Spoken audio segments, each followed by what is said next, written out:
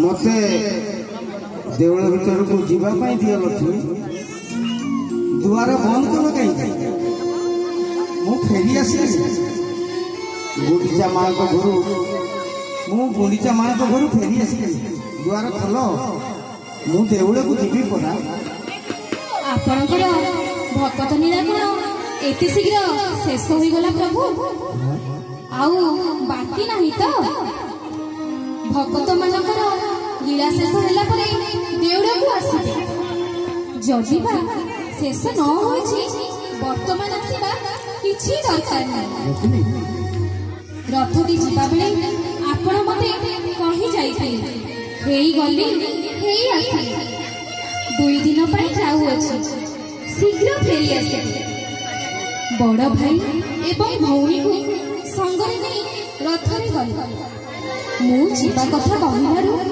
रथरे मते नबा मना कर 2 दिन कंट दे 9 दिन गल आउ 3 दिन बाहर रही आज को 12 दिन पर घर को फेरिले आउ किछि दिन बाहर रही भक्तଙ୍କର लीला शेष करी देउल को फेरी भल होता प्रभु आपण को मन भितर स्नेह श्रद्धा सबू जलांजलि दे दे दीर्घ 12 दिन पर से कथा मन पड़ा कहीं आपण मते मिछ कथा कही भंडे चली गले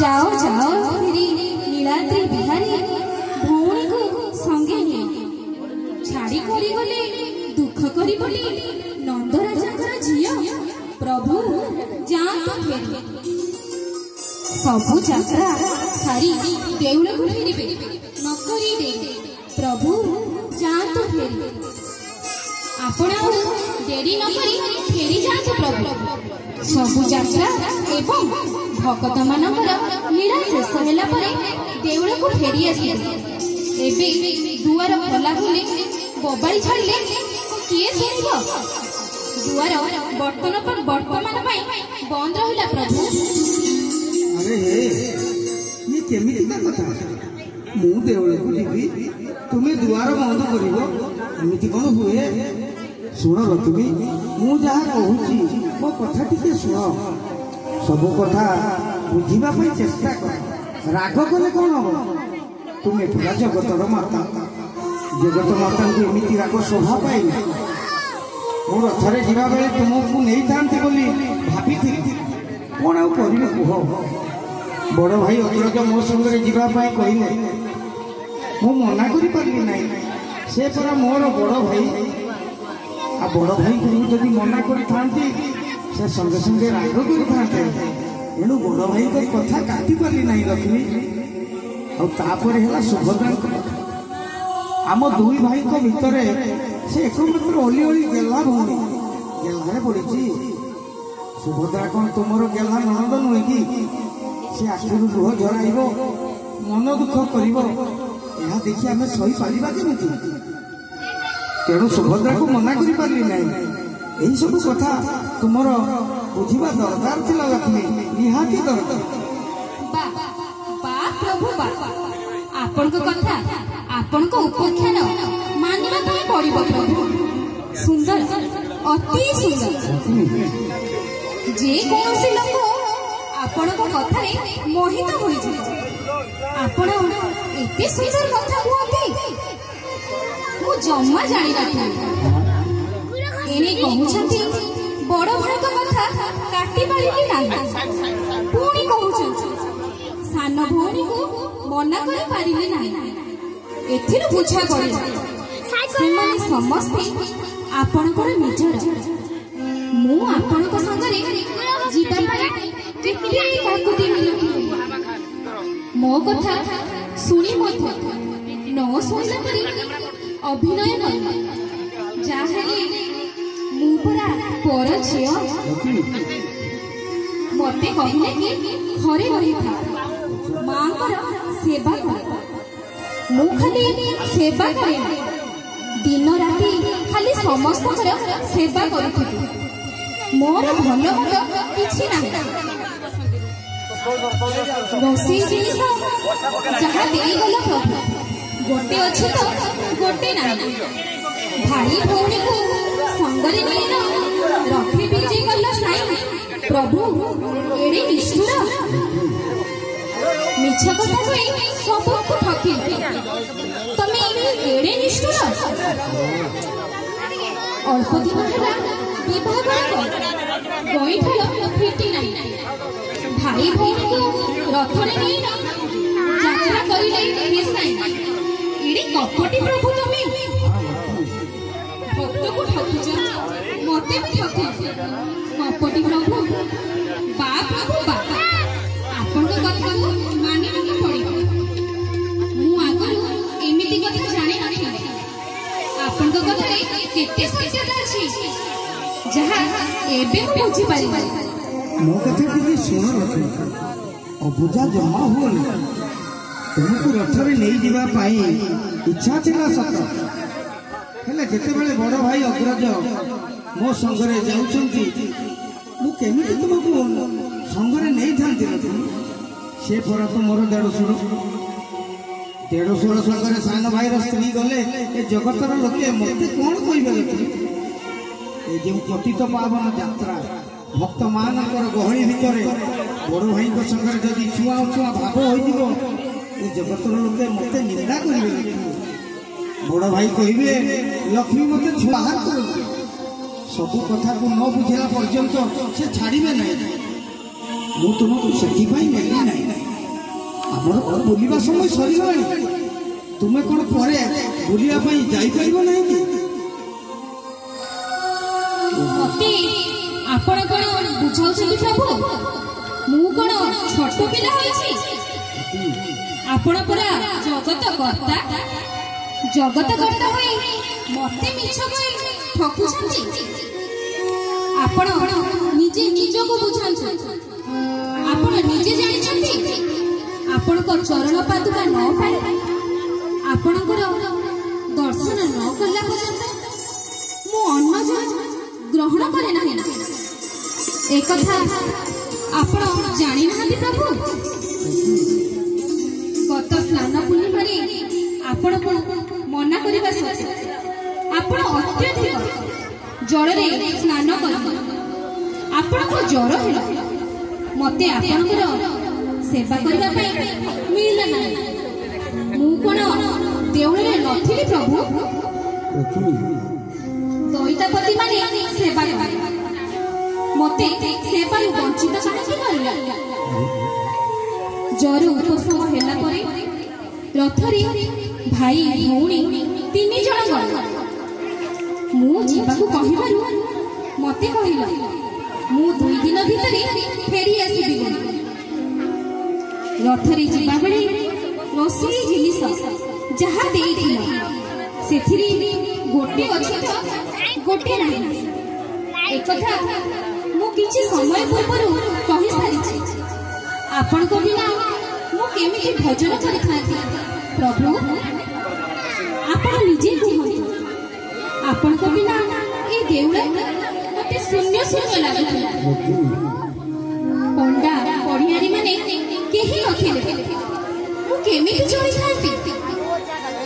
ଆପଣ ନିଜେ ଚିନ୍ତା କରନ୍ତୁ। ଏଇଠୁ ଆସୁଛି କହି 12 ଦିନ ଗଲା। ଘର କି ଘରଣୀ କଥା ମନେ ନ ପଡ଼ିବ।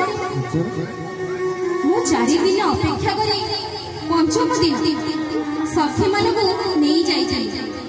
ଆପଣଙ୍କ ମାଉସୀ ଘର ପହଞ୍ଚିଲାରୁ ପଣ୍ଡାମାନେ ମତେ ଦୁଆର ବନ୍ଦ କରିଦେଲେ। ମତେ ଆପଣଙ୍କ ପାଖକୁ ଯାଇ ଦର୍ଶନ କରି ଦେଲେ ନାହିଁ। ଆହୁରି ମଧ୍ୟ କହିଲେ ମାଉସୀ ଘରେ ଦହି ପଖାଳ ଖାଇ ଉଦର ଭାରି ହୋଇଗଲେ। ଏଣୁ ପଣ୍ଡାମାନେ କହିଲେ ଆପଣ ଦେଉଳକୁ ଫେରି ଯାଆନ୍ତୁ, ପ୍ରଭୁ ରଥରେ ଫେରିଗଲେ ଦର୍ଶନ ଦେବେ। ଏଇଭଳି ବିଭିନ୍ନ କଥା କହିଲେ। ଏଣୁ ମୋ ପାଇଁ ଏଇଭଳି ଆଦେଶ କାହିଁ ଦେଲେ ପ୍ରଭୁ? ଯେତେବେଳେ ପର୍ଯ୍ୟନ୍ତ ମୋ କଥା କଣ ମନେ ପଡ଼ିନଥିଲା? ମୋ କଥା ପାସରି ଯାଇଥିଲେ? କୁହନ୍ତୁ ପ୍ରଭୁ, କୁହନ୍ତୁ, ଚୁପ୍ ରହିଲେ କିଆ? ଶୁଣ ଲକ୍ଷ୍ମୀ, ତୁମେ ବୁଝୁନା, ତୁମେ ବୁଝୁନାହ କାହିଁକି? ସ୍ନାନ ପୂର୍ଣ୍ଣିମା କଥା କହିଲ ଯେ ଜ୍ୱରରେ ପୀଡ଼ିତ ହୋଇ ପଡ଼ିଲା ପରେ ଦଇତାପତି ମାନେ ଯେଉଁଭଳି ଯତ୍ନ ସହକାରେ ସେବା କଲେ ତାହା ଶୁଣିଲେ ତୁମେ ଆଶ୍ଚର୍ଯ୍ୟ ହେବ ଲକ୍ଷ୍ମୀ। ଆମେ ଅଣସର ଘରେ ଥିବାବେଳେ ଦଇତାପତି ମାନେ ଦାନ୍ତ ଘଷାଇବା ଠାରୁ ଆରମ୍ଭ କରି ଶୁଆଇବା ଖୁଆଇବା ପର୍ଯ୍ୟନ୍ତ ସମସ୍ତ କାର୍ଯ୍ୟ ସୁଚାରୁ ରୂପେ ସମ୍ପାଦନ କରୁଥିଲେ। 5 ଦିନରେ 5 ଜଣ ପାଣି ପଠି ଦେଉଥିଲେ। ରାତିରେ ଶରୀରରେ ତେଲ ମାଲିସ କରି ଘଷାମୋଡ଼ା କରି ଦେଉଥିଲେ। ଆହା, କି ସୁନ୍ଦର ମାଲିସ କରୁଥିଲେ ଦଇତାପତି ମାନେ, ସେ କଥା ମନରୁ ଭୁଲି ପାରିବେ ନାହିଁ। ତାପରେ 10 ଦିନରେ 10 ମୂଳ ମୋଦକ ପ୍ରସ୍ତୁତ କରି ଆମକୁ ଖୁଆଇ ଆମମାନଙ୍କ ଶରୀର ଆରୋଗ୍ୟ କଲେ। ସେ 10 ମୂଳ ମୋଦକର ସ୍ୱାଦ ଆମେ ଆଜି ପର୍ଯ୍ୟନ୍ତ ଭୁଲି ପାରୁନାହୁଁ ଲକ୍ଷ୍ମୀ। ଦଇତାପତି ମାନଙ୍କର ଏଭଳି ସେବା ଅନ୍ୟ କାହାରି ପାଖରୁ ପାଇପାରି ନଥାନ୍ତି। ଅଣସର ଘରେ ବଡ଼ ଭାଇ ଅଗ୍ରଜ ଏବଂ ଭଉଣୀ ସୁଭଦ୍ରା ଥିଲେ। ତୁମେ କେମିତି ମୋ ସେବା କରିପାରିଥାନ୍ତ ଲକ୍ଷ୍ମୀ? ରଥରେ ଯିବା କଥା କହୁଛ ଯେ ମୋର ଯାତ୍ରା ଥିଲା 9 ଦିନର ଯାତ୍ରା। ମୁଁ ତୁମକୁ 2 ଦିନ କଥା କହିଥିଲି ସତ। ତୁମକୁ ମୁଁ ଯଦି ମିଥ୍ୟା କହି ନଥାନ୍ତି ଭକ୍ତମାନଙ୍କୁ ମୁଁ କେମିତି ଦର୍ଶନ ଦେଇଥାନ୍ତି ଆଉ ଭକ୍ତମାନେ ମୋତେ କେମିତି ଦର୍ଶନ କରିଥାନ୍ତେ? ଭକ୍ତମାନଙ୍କୁ ଦେଖି ମୁଁ ସବୁ ଭୁଲିଗଲି।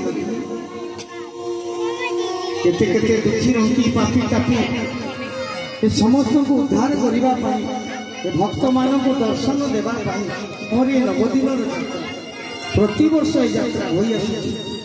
ମୁଁ ପ୍ରତିବର୍ଷ ଗୁଣ୍ଡିଚା ମାଙ୍କ ଘରକୁ ଆଷାଢ଼ ମାସ ଶୁକ୍ଳ ଦ୍ୱିତୀୟା ତିଥିରେ ପୁତ୍ର ହିସାବରେ ଯିବି ବୋଲି ପୂର୍ବରୁ ମାଙ୍କୁ କଥା ଦେଇଥିଲି ଏବଂ ତାଙ୍କ ଘରେ 7 ଦିନ ରହି ଫେରି ଆସିବି ବୋଲି ଏହା ସତ୍ୟ।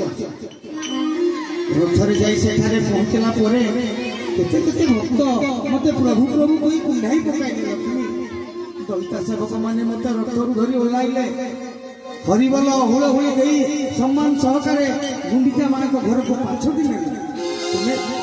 ତୁମେ ଜାଣ ଲକ୍ଷ୍ମୀ, ତୁମେ ଜାଣ ଲକ୍ଷ୍ମୀ, ମୁଁ ଭକ୍ତ ବତ୍ସଳ, ମୁଁ ଭକ୍ତ ବତ୍ସଳ। ଏ କତ ଜୀବନ ଏ କାମ ଭକ୍ତ ଜୀବନ, ଭକ୍ତ ନିମନ୍ତେ ମୋର ଶଙ୍ଖ ଚକ୍ରେ ଚିହ୍ନ, ଶଙ୍ଖ ଚକ୍ରେ ଚିହ୍ନ, ଏ କାମ ଭକ୍ତ ଜୀବନ, ଏ କାମ ଭକ୍ତ ଜୀବନ, ଭକ୍ତ পিতা মাতা ভক্তম বন্ধু, ভক্তম পিতা মাতা ভক্তম বন্ধু, ভক্ত হিতারে মর নাম তুপাতি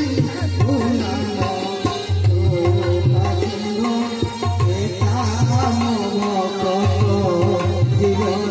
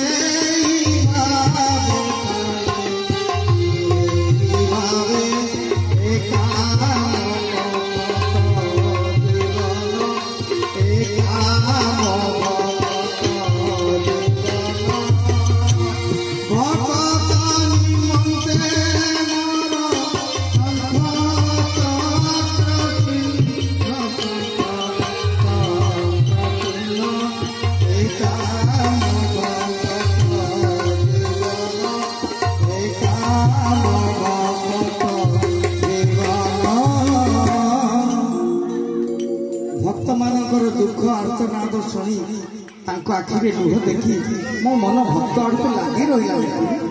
ଏଣୁ ତୁମ କଥାକୁ ଭୁଲିଗଲି। ଏଭଳି ଗହଳି ଭିତରେ ଟଣା ଓଟରା ହୋଇ ମୋ ଶରୀର ଏତେ ବ୍ୟଥିତ ହୋଇଯାଇଛି ଲକ୍ଷ୍ମୀ। ସେ ସମୟରେ ତୁମେ ଏ ଘଟଣା ଦେଖିଥିଲେ ତୁମକୁ ବହୁତ ଖରାପ ଲାଗିଥାନ୍ତା। ପଞ୍ଚମୀରେ ତୁମେ ଯାଇଥିଲ ସତ, ସେଦିନ ମାଉସୀ ମାଙ୍କ ଘରେ ଦହି ପଡ଼ିବା ହୋଇଥିଲା, ମୁଁ ଖାଉଥିଲି। ଏଣୁ ଖାଇବା ସମୟରେ ମୁଁ କାହା ସାଙ୍ଗରେ ବଚନ କହେ ନାହିଁ। ଖାଇବା ପରେ ମୋ ପେଟ ଭାରି ହୋଇଗଲାରୁ ମୁଁ ଶୟନ କଲି। ଆଉ ଶୟନ ସମୟରେ ମୁଁ କାହାରିକୁ ଦର୍ଶନ ଦିଏ ନାହିଁ ଲକ୍ଷ୍ମୀ। ଏକଥା ତୁମେ ଭଲ ଭାବରେ ଜାଣିଛ। ମୋ ସେବକମାନେ ତୁମକୁ ଏକଥା କହିବା ପରେ ମଧ୍ୟ ତାଙ୍କ କଥାକୁ ନ ଶୁଣି ନ ବୁଝି ରାଗି ଯାଇ ସେବକକୁ ଟାଣି ଟାଣି ନେଇ ରଥରେ ବାନ୍ଧିଦେଲ। ସେବକର ବସ୍ତ୍ର ଚିରି ଦେଲ। ମୋ ନନ୍ଦିଘୋଷ ରଥର ଅଖକାଠକୁ ଭାଙ୍ଗି ନେଇ ଆସିଲ। ମୋ ନନ୍ଦିଘୋଷ ରଥ ଅଚଳ ହୋଇଗଲା ଲକ୍ଷ୍ମୀ। ତଥାପି ମୁଁ ତୁମକୁ କିଛି କହିନାହିଁ। ଏହା କ'ଣ ତୁମେ ଠିକ କଲ ଲକ୍ଷ୍ମୀ?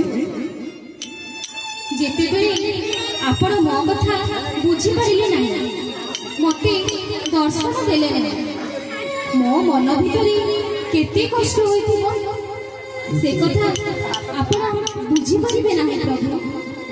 ତେଣୁ ସେବକକୁ ବାନ୍ଧିବା, ରଥକାଠ ଭାଙ୍ଗିବା ଇତ୍ୟାଦି ମୋର କିଛି ଭୁଲ ନାହିଁ ପ୍ରଭୁ। ପୂର୍ବ କଥା ଆପଣ କ'ଣ ପାଶୋରି ଗଲେଣି କି? ମନେ ପକାନ୍ତୁ ପ୍ରଭୁ, ମନେ ପକାନ୍ତୁ।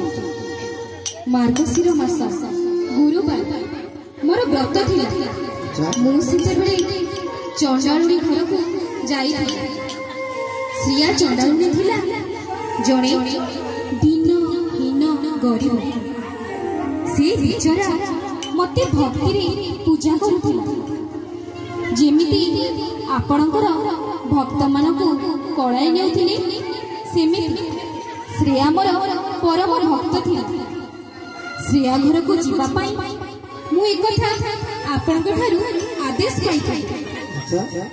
ଶ୍ରେୟା ଘରକୁ ଫେରିବା ପରେ ଆପଣ ବଡ଼ ଭାଇଙ୍କ କଥାରେ ପଡ଼ି ମୋତେ ଦେଉଳରୁ ବାହାର କରିଦେଲେ। ସେତେବେଳକୁ ଆପଣଙ୍କର ଭଗତ ପଣିଆ କୋଉଠି ଥିଲା ପ୍ରଭୁ? ଲକ୍ଷ୍ମୀ, ଉତ୍ତର ଦିଅନ୍ତୁ। ଚୁପ୍ ରହିଲେ କାହିଁକି? ଶୁଣ ଲକ୍ଷ୍ମୀ, ଏସବୁ ପୁରୁଣା କଥା ଗୁଡ଼ିକୁ ଛାଡ଼ି ଗଲା କଥା ମନେ ପକାଇ କିଛି ଲାଭ ନାହିଁ। ଶାସ୍ତ୍ର କହିଛି ଗତସ୍ୟ ଶୋଚନା ନାସ୍ତି। ଏସବୁ କଥାକୁ ଭୁଲି ଯାଅ। ମୋ କଥା ଶୁଣ। ରାତି ହେଲାଣି, ଦୁଆର ଖୋଲ। ମତେ ବହୁତ ଥକା ହେଇଗଲାଣି, ମୁଁ ଭିତରକୁ ଯିବି। କଣ କଣ କହିଲେ ପ୍ରଭୁ? ଏସବୁ କଥା ମୁଁ ଭୁଲିଯିବି? ଆପଣ ଖାଲି କହୁଥିବେ, ମୁଁ ଖାଲି ଶୁଣୁଥିବି। ମୁଁ କହିଲେ ଆପଣ ଶୁଣିବେ ନାହିଁ? ମୋ କଥା କଣ କିଛି ମୂଲ୍ୟ ନାହିଁ? ମୁଁ ଆହୁରି କହିବି, ଆଜି ଆପଣଙ୍କୁ ଶୁଣିବା ପାଇଁ ପଡ଼ିବ ପ୍ରଭୁ। ଏଇ 9 ଦିନ ଯାତ୍ରାରେ ଭାଇ ଭଉଣୀକୁ ସଙ୍ଗରେ ନେଇ ଦାଣ୍ଡରେ ବିହାର କରିଥିଲେ। ଲକ୍ଷ ଲକ୍ଷ ଭକ୍ତଙ୍କ ଆଗରେ ଏ ଗହଳି ଭିତରେ ଛୁଆଁ ଅଛୁଆଁ ଭାବ ଆପଣଙ୍କର କୁଆଡ଼େ ଗଲା ପ୍ରଭୁ? ଜରା ଶବର ଗାନ୍ଧି କରିଦେଲେ। ଆପଣ ଭଜନ କଲେ, ସେ କଥା ମନେ ପକାନ୍ତୁ ପ୍ରଭୁ।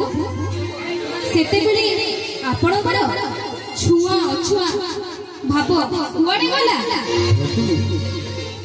ଯାଜପୁରିଆ ବନ୍ଧୁ ମହାନ୍ତି 5 ପ୍ରାଣୀକୁ ନେଇ ଆପଣଙ୍କର ଶରଣ ପଶିଲେ। ଆପଣଙ୍କୁ ଡାକି ଡାକି 5 ପ୍ରାଣୀ ପେଜ ନଳାରେ ପେଜ ପିଇଲେ। ବହୁ କଷ୍ଟ ପାଇଲା ପରେ ଆପଣ ରତ୍ନ ଥାଳିରେ ଖାଇବାକୁ ଦେଲେ ଯେ ତା ପରଦିନ ସକାଳେ ସେ ଚୋରରେ ଗଣା ଗଲେ।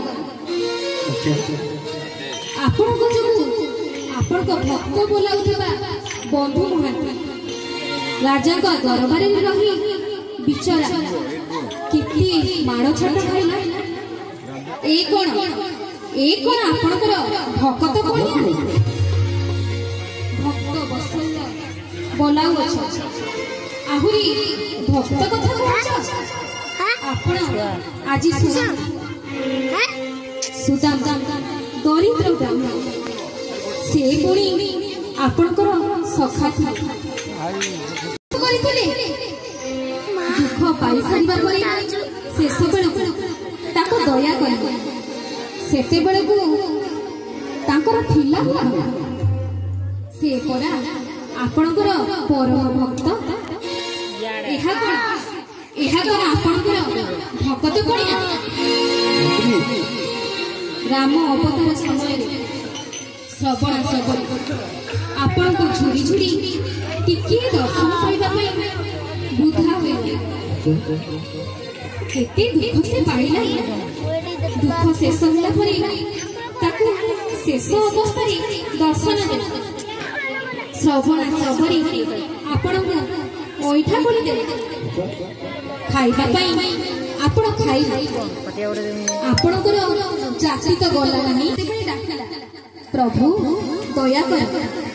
ସେତେବେଳେ ଆପଣ କହୁଛନ୍ତି, ମୋର ଗୋଡ଼ ନାହିଁ, ମୁଁ କେମିତି ତୁମ ପାଖକୁ ଯିବି?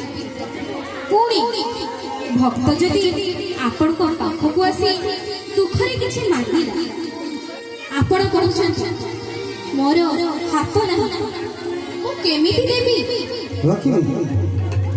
ଏଣୁ ଏଥିରୁ ବୁଝା ପଡ଼ିବ ଆପଣ ବଡ଼ କପଟ। ଆପଣ କେମିତିକା ଭକ୍ତବତ୍ସଲ ପ୍ରଭୁ, ଭକ୍ତମାନଙ୍କୁ ଖାଲି ଭଣ୍ଡାଉଅଛନ୍ତି।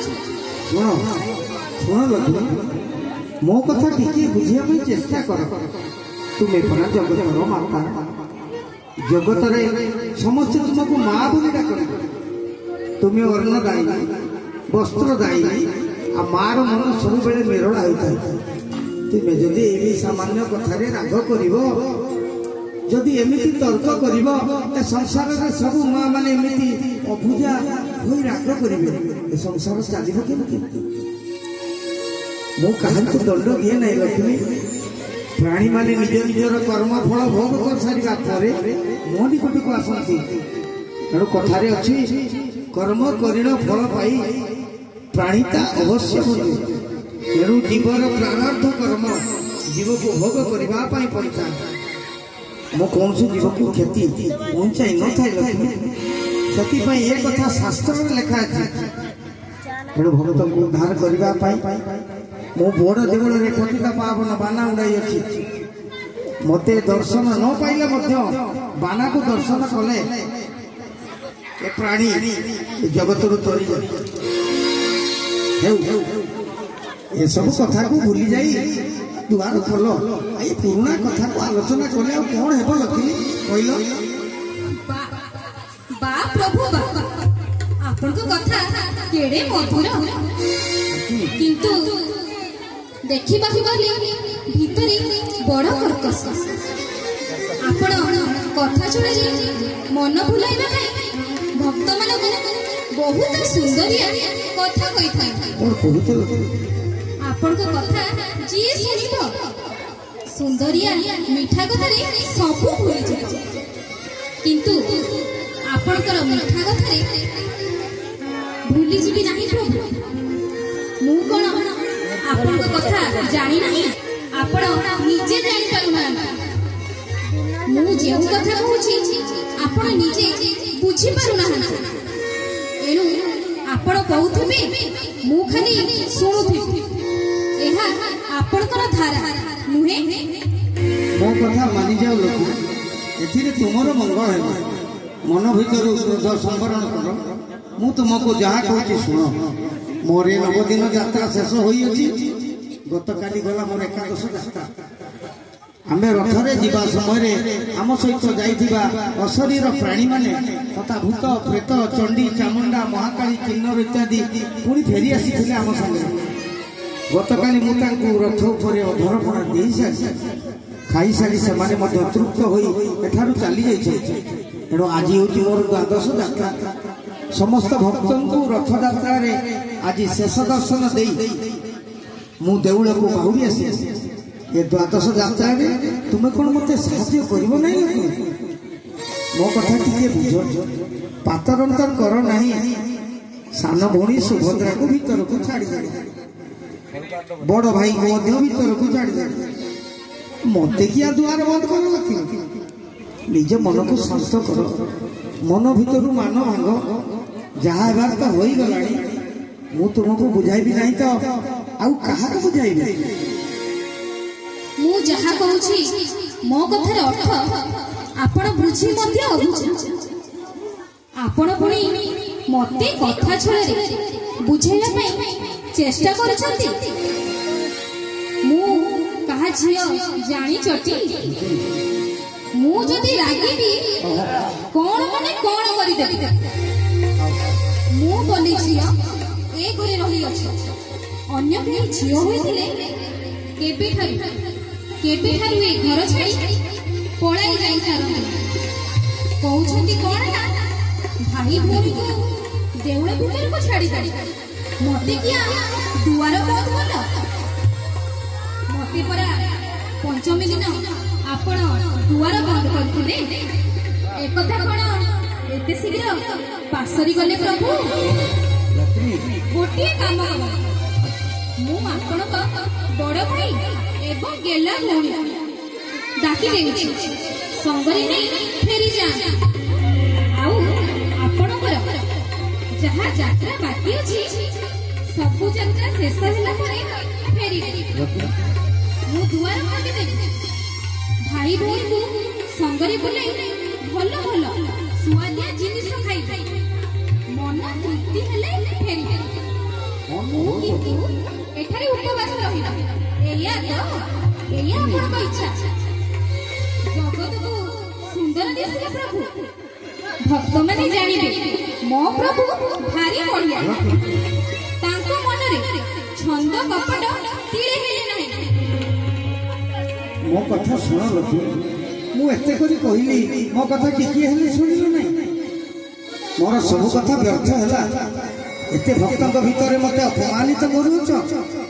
ତୁମ କଥା ମୁଁ ବୁଝୁଛି। ବଡ଼ ଭାଇ ଅଗ୍ରଜ ଥିଲେ ବୋଲି ମୁଁ ତୁମକୁ ରଥରେ ନେଲି ନାହିଁ, ଏହା ସତ୍ୟ। ମୋ ମନ ଭିତରେ ତୁମ ପାଇଁ ଅନ୍ୟ କିଛି ଭାବନା ନଥିଲା ଲକ୍ଷ୍ମୀ, ବା ନାହିଁ। ଏଣୁ ମୋ କଥା ଟିକେ ଶୁଣ। ଆସନ୍ତା ପୌଷ ମାସରେ ଗାଁରେ ଯେଉଁ ଜାତ ହେବ, ମୁଁ ତୁମକୁ ସେଇ ଗାଁ ଜାତକୁ ପାଲିକିରେ ନିଶ୍ଚୟ ବୁଲାଇ ଦେବି।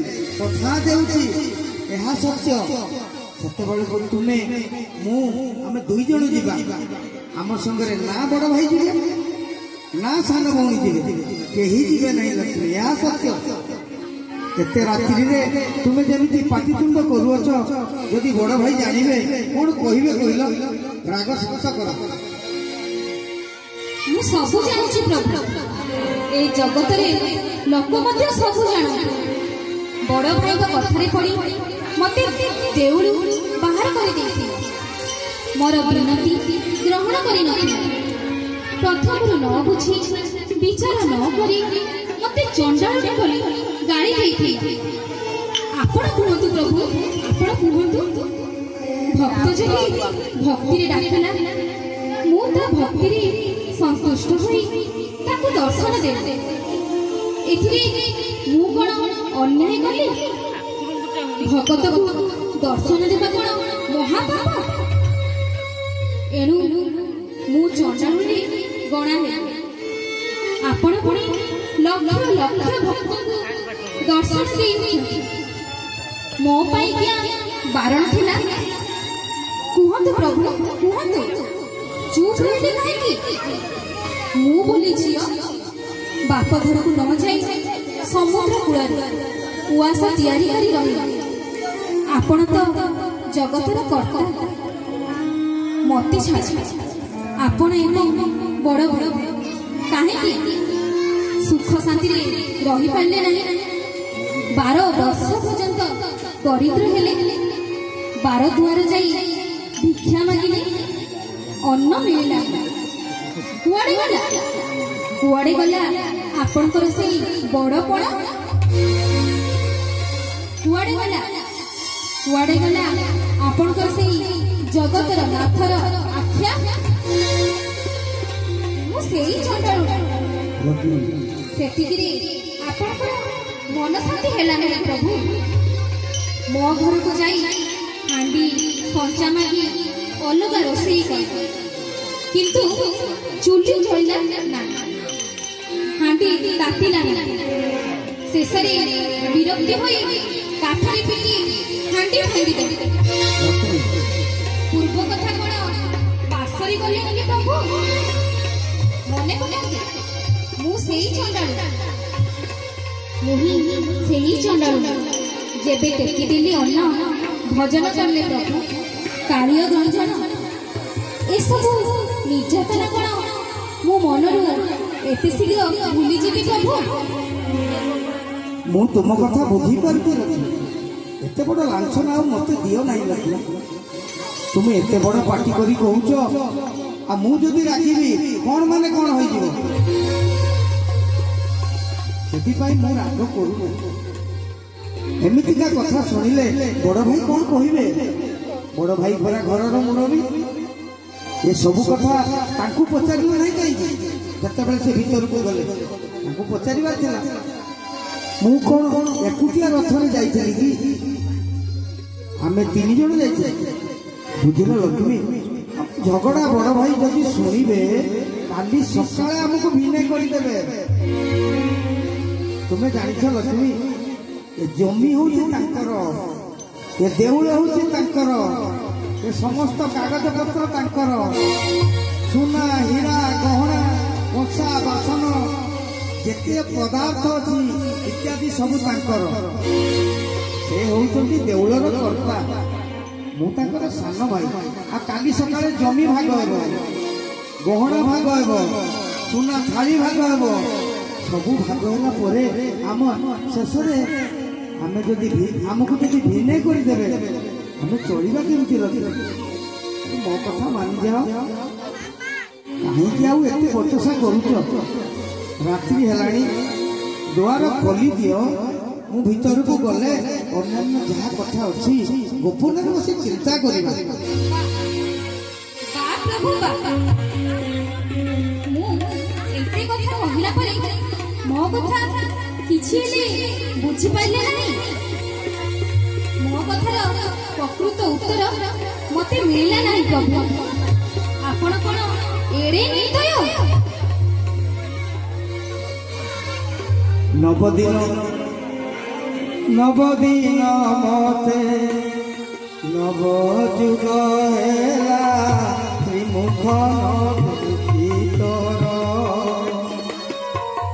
नवदिन मते नव जुग हेला त्रिमुख भीतर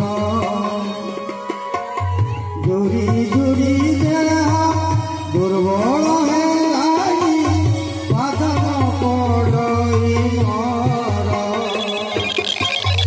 नहीं मोर दोष कहीं पाई रोष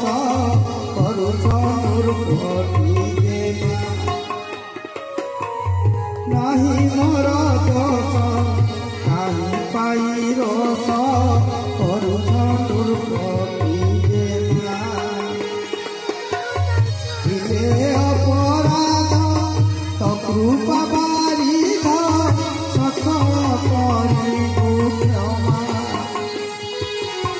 सकल करिबु क्षमा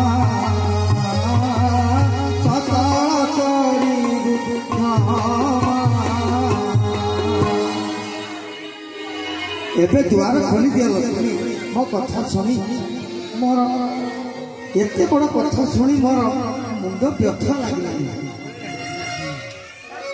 मु सह्य कर पार ना।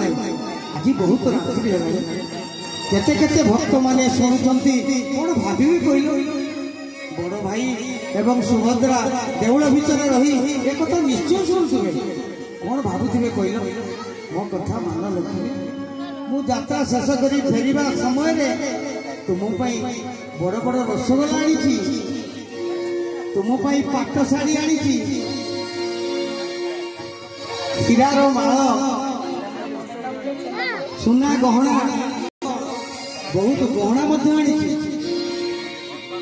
रसगोला खाई तीर्थ हुआ पाट शाढ़ी तुम आनी मन मध्य क्रोध संवरण कर मु तुमको वचन देउछि आसंता पौष मास पूर्णिमा गाँ जात को नहीं मो बुलाई यहाँ सत्य ए खरा वर्षा बुली बुली मो देह खराब हो गला आदि ठार ए जगत लोक देखु एवं जानतु आम दुई जन भितर कली झगड़ा न रहू एमती कि ए संसार स्वामी स्त्री भितर कली झगड़ा न रहू समस्त जगतवासी सुख शांति जीवन यापन करतु समस्त कल्याण होते कथा परे एबे मान भांग लक्ष्मी रसगोला खाओ पाट शाढ़ी नियो आउ एक सुना हीरार गहना आनी ताकू नियो दुआर खोली दियो मत भीतर को जीवाक दियो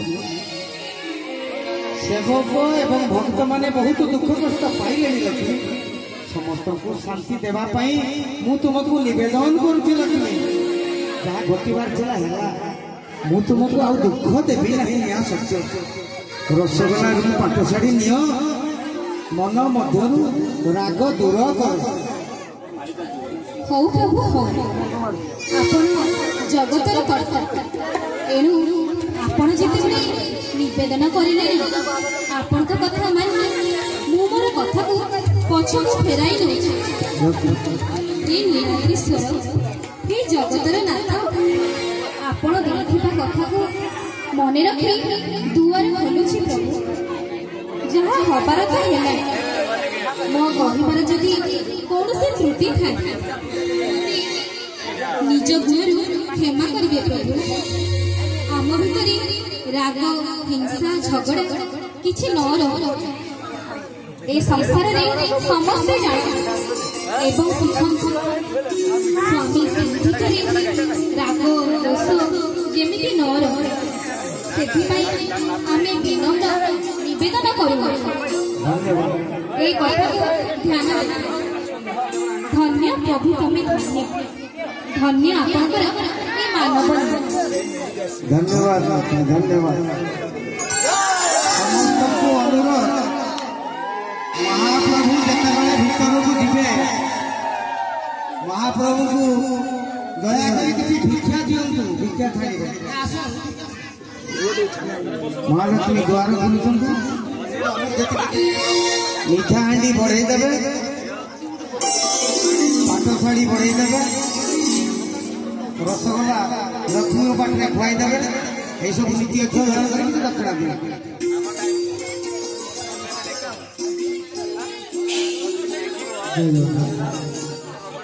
जहाँ दुख देलु सब मो सहिली जहाँ दुख देलु सब मो सहिली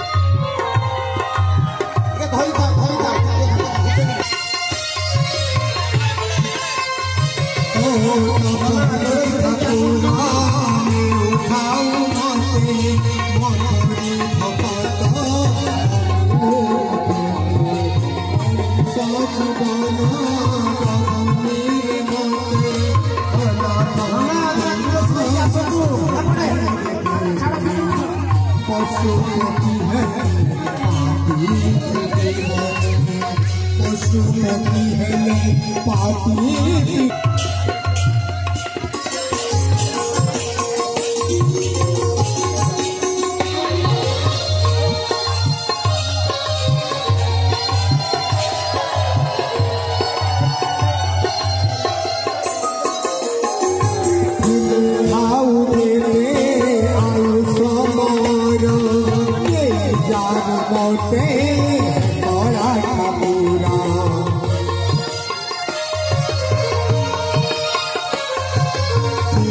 ଆଉ ଯେତେ ଆୟୁଷ ହର ନେଇ ଯାଏ ମତେ ଏକଲା ଠାକୁର ପରେ ମୋର ଜନ୍ମକୁ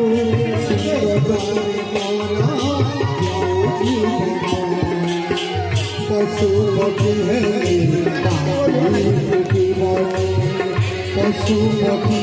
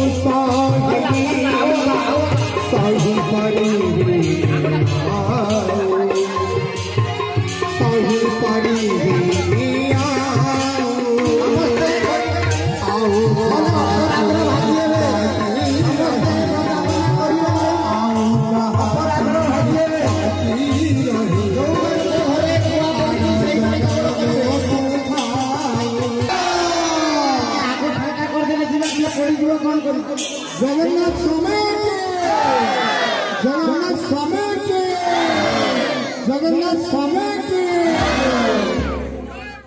बोल अंधकार